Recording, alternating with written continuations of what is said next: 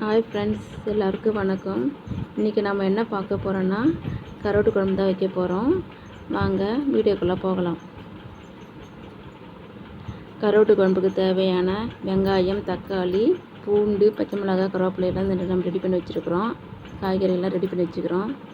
ஒரு வாணலில் தேவைக்கேற்ப எண்ணெய் ஊற்றி நல்லா காய விட்ட பிறகு வெந்தயம், கடுகு, ஜீரகம், தேவைக்கேற்ப வடகம் இதை சேர்த்து நல்லா நம்ம பொரிய விடணும். பொரிய விட்ட பிறகு பூண்டு, வெங்காயம் சேர்த்து நல்லா பொன்னிறமாக வதக்கி எடுத்துக்கணும்.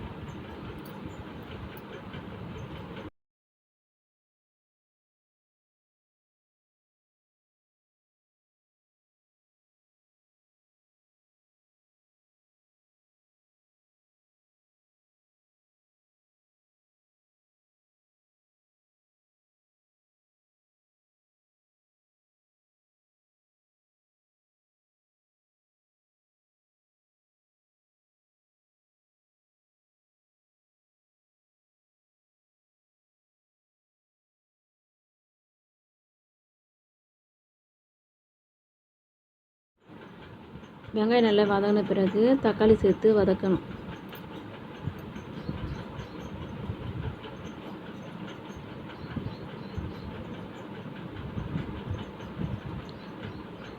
தேவைக்கேற்ப சிறிதளவு உப்பு போட்டு நல்லா வதக்கி எடுத்துக்கலாம்.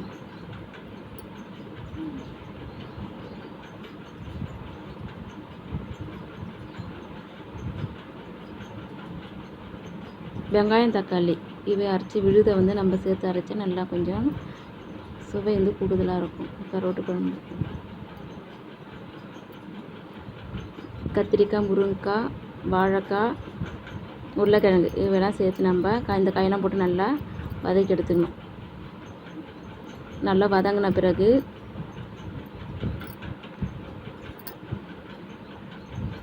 நல்லா வதங்கிடுச்சு. காரத்தூள் சேர்த்துக்கணும். கொஞ்சம் தேவைக்கேற்ப காரத்தூள், பெருங்காயத்தூள் கொஞ்சம் சேர்த்துக்கணும். குழம்பு மிளகாய்த்தூள் இதெல்லாம் சேர்த்து நல்லா நம்ம எண்ணெயில் நல்லா வதக்கி எடுத்துக்கணும். வதக்கி நல்லா வதங்கின பிறகு நம்ம கரைச்சி வைக்கிற புளி கரைசலை நம்ம சேர்த்துக்கலாம்.